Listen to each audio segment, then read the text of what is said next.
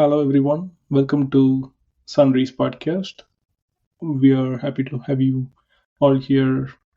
It's been a while since we did an episode. I think it's about 2 weeks. Due to some personal reasons, both of us were not available. But we are happy to be back. And here we. Hey, Dave. It's been a while, but it's finally good to be back. We have a lot of things to talk about. Very exciting World Cup going on right now. Uh, as usual, we'll be covering in depth the India games, but also just a brief outline of what's going on with the other teams and other games as well. So, yeah, what do you think has been the trend in this World Cup day? What has impressed you the most? Before that, is it you called it an exciting World Cup? Is it because India is on top? Ah, yes, probably. I mean, exciting not just because India is winning, but also, we've had a couple of upsets in this tournament already. Uh, the games have not been like, when I say exciting, the games have not been like last ball thrillers or something like that.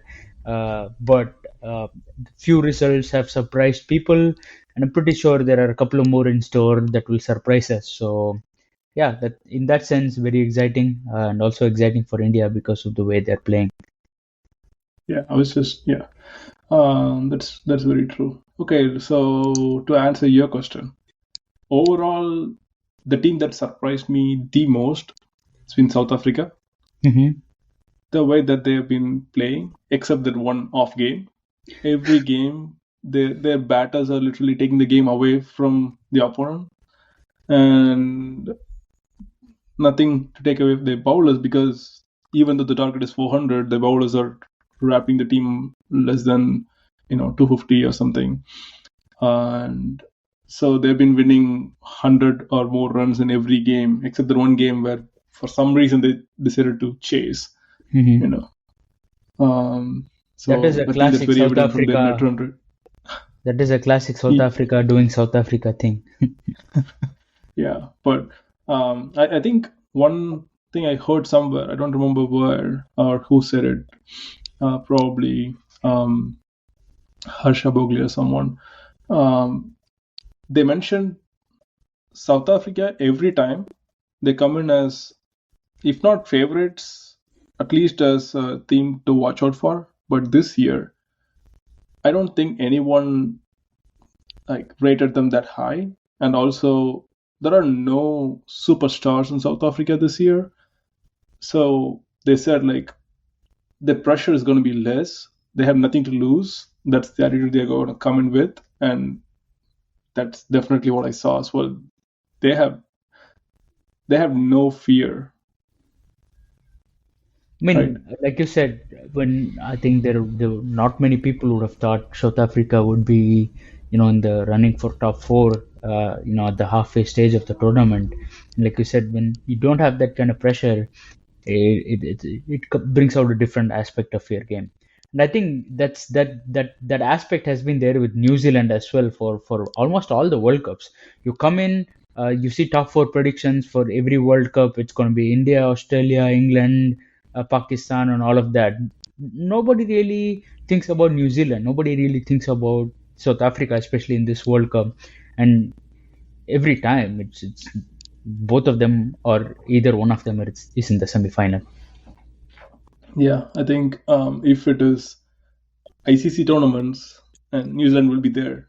Like no Hmm. matter who thinks they're favorite or not, no matter what player they don't have Kane Williamson, but they're still top of the table, almost top of the table. So they don't have Tim Saudi.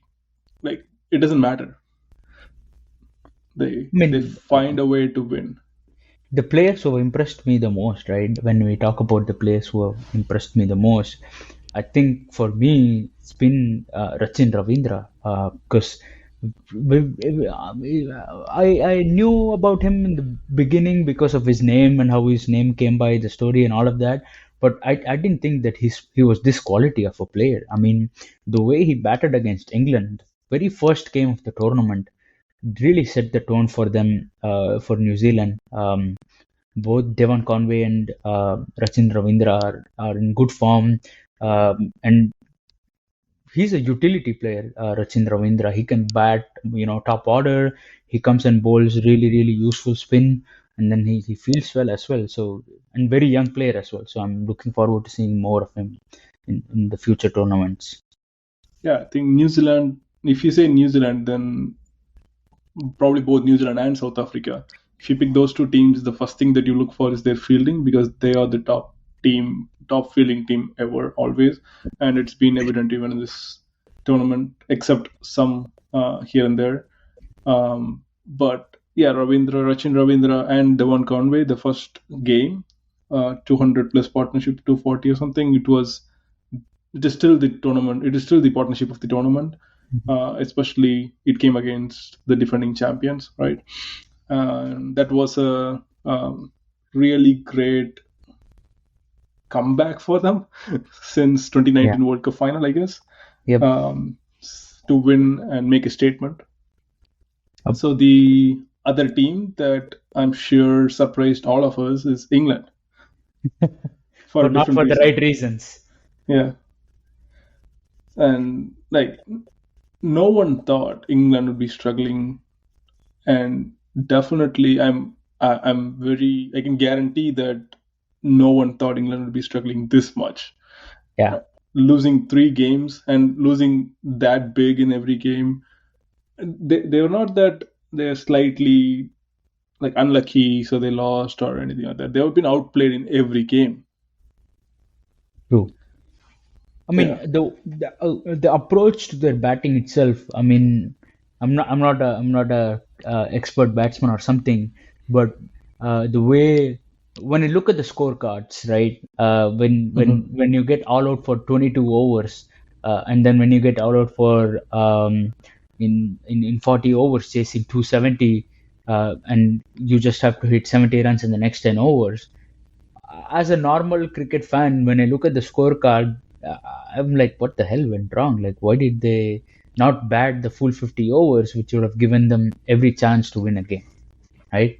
So, yes, I mean, baseball, aggressive approach, it's all there, but I mean, cricket's not a game where everything's the same every time you go on bat. So many things changes. The field, the dimensions, the pitch, everything changes, and you can't have the same approach to playing cricket every single time you play. And like I said, I'm not expert batsman or something. I can't say they're playing this wrong, that wrong, but it's just weird to me seeing they get all out, not even playing their full 50 over quota, and it's weird. You're the defending champion, and I don't see that brand of cricket that they played in 2019 in this tournament anymore. Mind you, the players have not changed a lot. The players have not changed a lot at all. They didn't have a transition period or something. They still have Ben Stokes. They still have Josh Butler, Johnny Bairstow, Joe Root, all of them. But uh, Yeah, I think except Stokes, who is kind of, I think he's been injured and slightly sitting outside. yeah. But apart from that, mostly everyone is there. And but yeah, uh, it's not baseball. I think baseball is test cricket, right? So I think here it is Ian Morgan who introduced it, Mm, and they did not have a name for it, but he was the one who brought in the aggressive approach, and they introduced it in 2015, and then they just took it to next level in 2019 and won the World Cup. Uh, I, I still think I understand your point that yes, we would have expected them to play 50 overs. I think that's what we would say. But if you think about it, this is exactly how they played last World Cup, the mhm, previous World Cup.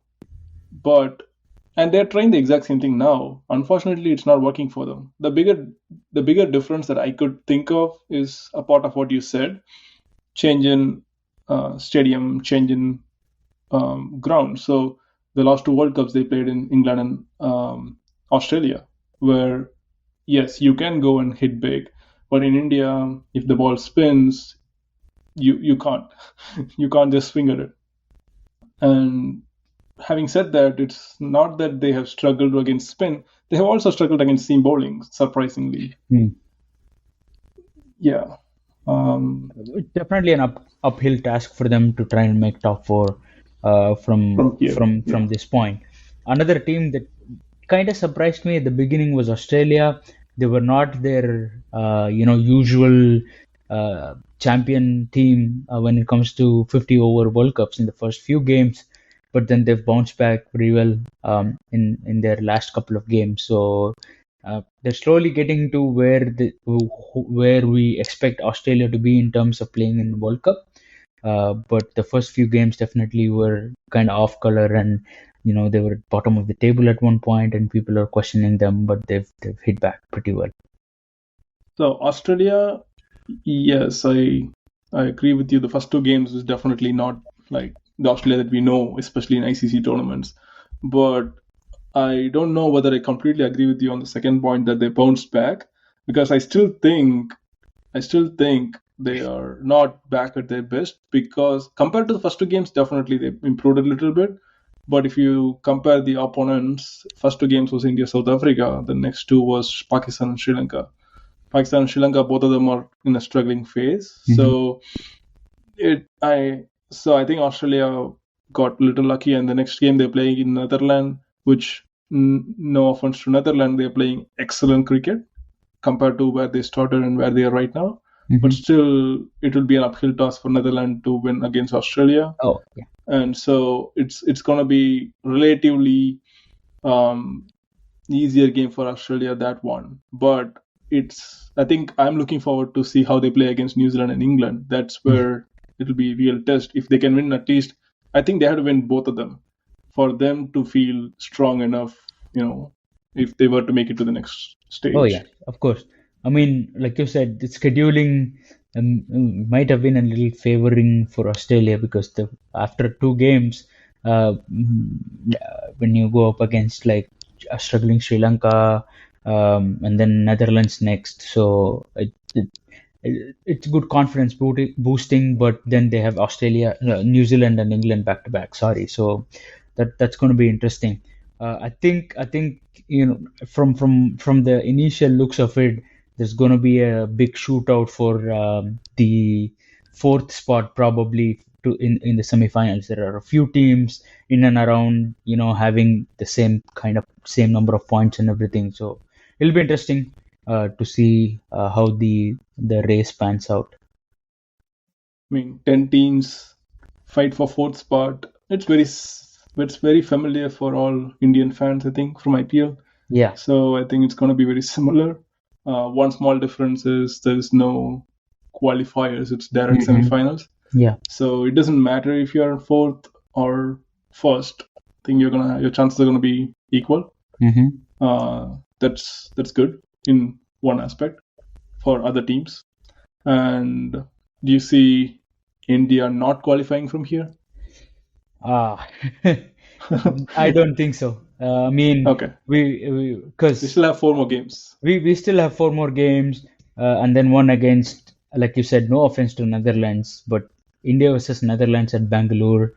Uh, it'll be like a dream. I mean, if you say, especially the games being very early morning in the time zone that we are, when I wake up and see Netherlands winning, I would probably go back to sleep thinking it's a dream. But yeah, from here, I mean, we've won 5 out of 5. Our next biggest test, the two biggest tests that I see us having are against England and South Africa. No matter how bad England are struggling, they're still a quality outfit. You cannot, you just have to take that game at face value and not look at the form and everything. But like I said, the next two biggest tests are going to be England and South Africa. Sri Lanka and Netherlands, which those are must-win games unless someone tries to pull an upset. But from here, I think just winning 2 more games will take us through, maybe in the first 2 spots. So we're here, we're there in the semifinals, but that's where our battle begins. Fair. I think I have to say Sri Lanka, I feel kind of sorry for them because the way that they were playing before the Asia Cup finals, they look like they were able to make some comeback with all the new players and stuff. But unfortunately, that Asia Cup final dented their confidence significantly, that they still haven't came out of it. I mean, Mentally, at least.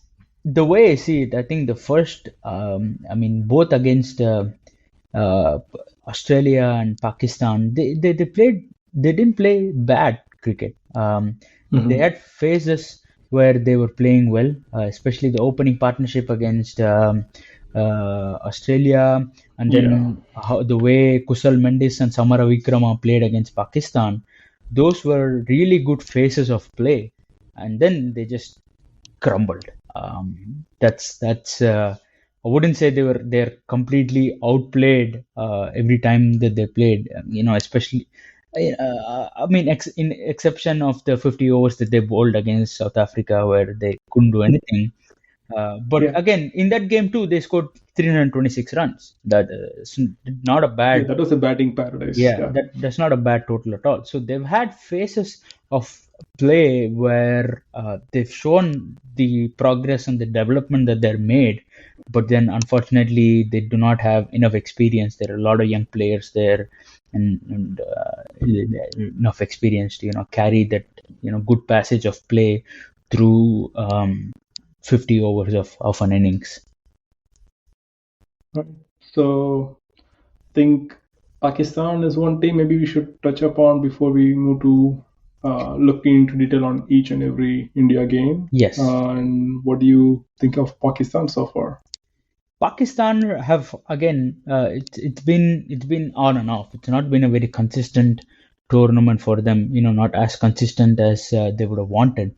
Uh, Especially coming into the India game after a morale boosting win against Sri Lanka. Trust me, at different points in that game they looked out as well. So Rizwan came and resurrected the innings, and after that big win, one would expect them to at least put up a fight against India. The only good passage of play that they had in that game was when Babar Azam and Rizwan were having that partnership, and post that there's been a dull period for them. So they've lost, I think, if I'm not wrong, back to back games, right? Yeah, I mean, if you're talking about Pakistan losing to India, yes, there has been big rivalry and stuff, and there are a lot of 8-0 talks. But the worst thing that could happen for them after that crunching defeat versus India was the opening partnership by Australia. Yeah. 250 plus opening partnership, both of them smashing both like everywhere around the park. And I think they I dropped think that we would Warner expect. really early in that game. If I think it was a really Yeah, they easy dropped a catch, catch, I it was guess. a very Yeah. easy catch, and they dropped Warner very early in that game, and he went on to score like 160. And it was a Bengaluru, so that's exactly what you would expect.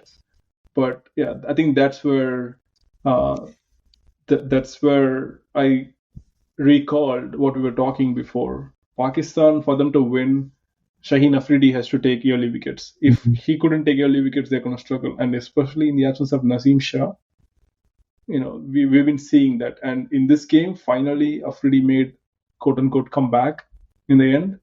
And he was able to get a 5 for by taking some lower order wickets, which is also good because that is why Australia have been restricted to 367. Right. Otherwise, they were well and set for 400 or True. 420 or something. I think the next couple of games for Pakistan are very, very crucial. They're playing against Mm-hmm. Afghanistan in Chennai. Afghanistan have three really quality world-class spinners, and Mm-hmm. Chennai is a stadium which will really support them. And then they're coming up against South Africa in Chennai as well. So big, huge games coming up for Pakistan. This could make or break the tournament. And unfortunately, Pakistan doesn't have that many spinners. Like I True, think they true, had one or two, but they were not as good of a quality as you would expect. true. So I think it's gonna be make or break for them the next two games. Like I said, um, if they could win two in two, then they have a really strong chance of qualifying. But losing one or even two games will really dent their progress because, like I Yeah, said, because after that in the end, they had to meet New Zealand and England, which is yeah, going to be big games for absolute them task as well. considering if they were to lose one or two here, then they might have Yeah, to win both against New true, Zealand and England. True. So that So, would be a but again, Pakistan is also like a dark horse. Like you cannot count them out at any situation. They've got world-class players, great batsmen, some of them in really good form, especially like Rizwan, and Mhm. they have a quality bowling pace attack as well. So, if they could use their pace attack to, good effect against Afghanistan, then they have a very bright chance. But the South Africa game would be an interesting one. Yeah. Okay. So let's move on to the next section. Let's talk about the opening game for India. That's India versus Australia at Chennai. What's your overall take, or if you have anything in particular that you want to talk about? Oh, that game, I think we were joking about the World Cup started. When is when is our top order going to fail? Are they going to fail in the semi-final, or when are they going to fail? Lo and behold, they failed in the very first game. Yeah. uh, well, I think there were The memes. scoreboard read 2-3, Yeah. and I started getting PTSD from Oh, India New Zealand semi-final 2019. Oh, that hurt. That left 2017 Champions Trophy and 2019 World Cup semi-final has left a scar in us so deep that it would take probably two, three more ICC tournaments to come out of it. Yeah, but I, even though I was sad and I said PTSD and everything that time, Mhm. I was so glad, especially after we won. I was so glad it happened in the In the first first game game of the tournament, because, yeah, yeah, we were able to see what our middle order could do. definitely. I think the way the highlight of the game was, of course, the Kohli and KL Rahul partnership. But I think Mhm. the bowling, the tone has been set in the first game. Ever since the first game, barring a few passages of play, our bowling has been phenomenal. Uh, Not just the spin bowling, but the pace attack. Jasprit Bumrah, man, what a tournament he's having. The way everybody has contributed with the bowling, right? Everybody picking two wickets in one game. Uh, you know, we have good bowling partnerships. There were phases of play where Jadeja and Kuldeep Yadav were controlling the game. Ashwin coming in and bowling a pretty great spell as well. Of course, it's home ground for Ashwin and it's his favorite ground. So he had a great outing as well. So we controlled the game from the beginning. This is what I would say. From ball one in our bowling, we were on top. We controlled the game. We didn't let Australia get away at any phase. When they were even building small partnerships, we would come in and break through. So the tone was set in the bowling. Of course, batting was a little shaky. Two for three. We were like, oh no, top order failed. Is it going to be the same story every single time? Where when there is a good quality pace attack or top order fails, but other than we'll talk about the other games. We'll talk about the other Next. games Yeah. next. So, but now, yeah, as you said, the entire tournament so far, like just a brief overview. Every game that we won, even though batsmen contributed, I strongly believe it was bowlers who have been winning games for us, No. and that started from this game, as you rightly pointed out. Bowling out Australia for less than 200 on a first game. Think about the boost, the morale boost that the entire team's gonna have. And when the batsman came out, I actually thought, okay, they're gonna be in the mindset that, oh, okay, this is something that you could just chase it down as soon as possible, because the pitch was not as daunting as they made it look. Oh yeah, Right? yeah, of course. It was the bowlers who bowled really well, and as you pointed out, Ashwin, it was his home ground, and he was on mark. And Bumrah, every game so far, there is no game that he looked out of place. Like every game, every time he comes in, either it's opening spell or in between when he was introduced to break partnership or contain runs, he delivered. Right on the And money. he's having a dream run. right on the money. He's the leading wicket taker in the tournament so far. Yeah, So he uh, was, but not anymore. Let's yeah, talk about it next. okay. I think he was, but today in the second Santner, innings, yeah, Santner yeah, just picked him Santner, up yeah, slightly. yeah, But still, Santner yeah, beat him. Bumrah is on right on top. And the one bowler that I'm still sad or like worried is Siraj. Mm-hmm. Mm-hmm. Since the Asia Cup final, we haven't seen not that kind of spot, but at least half of that. Unfortunately, he's been. Uh, I think yes, he's bowling difficult overs, and he is relatively less experienced compared to Bumrah and stuff. But yeah, he has been struggling with line length every now and then. Um, he's having some good phase in between. Like sometimes if he leak runs in the beginning, he come back in the middle overs and he was able to bowl better. Yeah. But by leaking runs in, especially in the opening spell, while Bumrah is bowling at 200, 2 runs per over or 3 runs per over, is reducing it's easing out the pain for the Mm-hmm. opponents. So yeah, that is one thing that I personally felt something that we could find an alternative or something, but the team still believes in him. We're going strong so far, and since we have been winning, I think there is no changes have been made. I mean, even with that, he's been picking up wickets here and there. In the Pakistan match, he was the player to give the breakthrough. Not to digress too much from the Australia match.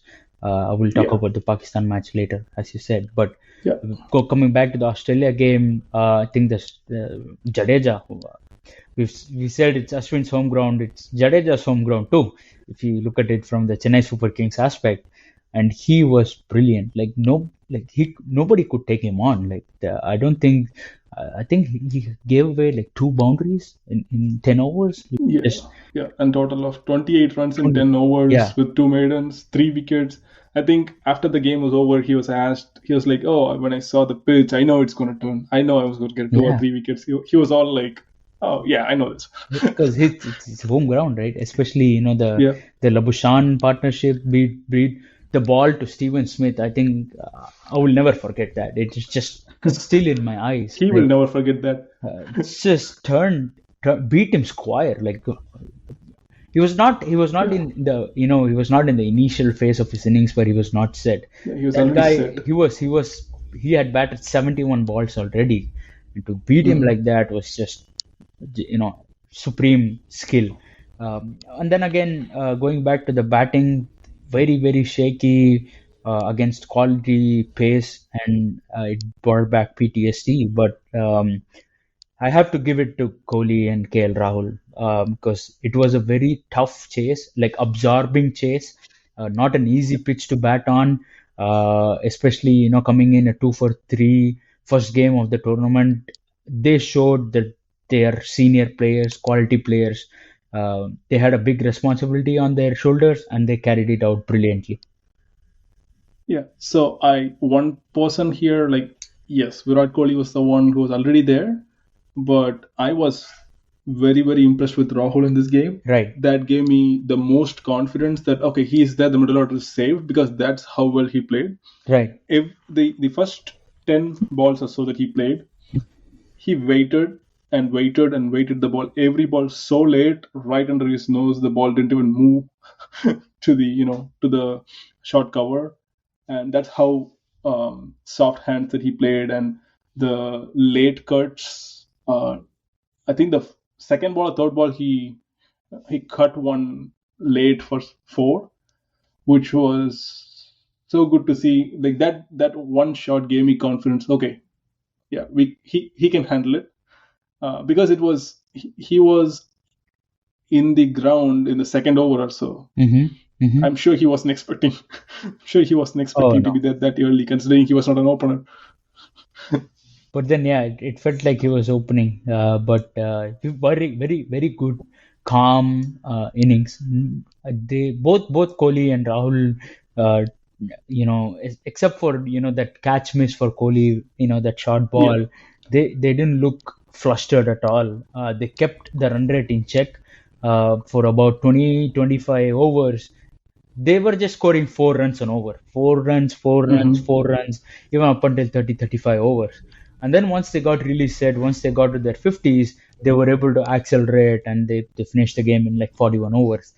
Very unfortunate, but really funny thing is Rahul wanted to finish with a 4 and a 6, but he was batting Yeah. so well that he timed it beautifully for 6. Even he couldn't believe that he Yeah. timed it so well, and it went for 6. But a very memorable win. That probably, first game of the tournament against a strong team like Australia, when you go ahead and put a performance like that, that sets the tone for the tournament. That sets you up for the next game. That gives you confidence Yeah. to I go think into that's the definitely other true. games. Yeah. So I think one important person that we need to talk about is Adam Zampa, Hmm. because he was considered as the threat, considering the pitch was turning for Jadeja. So imagine how it would turn for Zampa is what everyone is worried about. And again, the first over that he came on, Rahul just late cut him for four, like I think three fours in the first over and Yeah, probably two fours in the second over, and that's it. He was taken out of the attack. And when he came back, the game was already like in the pocket. It's not in the pocket, but it is at least we were well out of the trouble. We hmm, were cruising towards the victory. So they played him with ease. And so that was very clever. And he just the played, experience showed at that yeah. point, right? They knew that Zampa was going to be the next biggest threat after how Hazelwood and Stark bowled. So all Mhm. they didn't just play him out. They didn't defend him. They took the attack to him. Just disrupted his lines.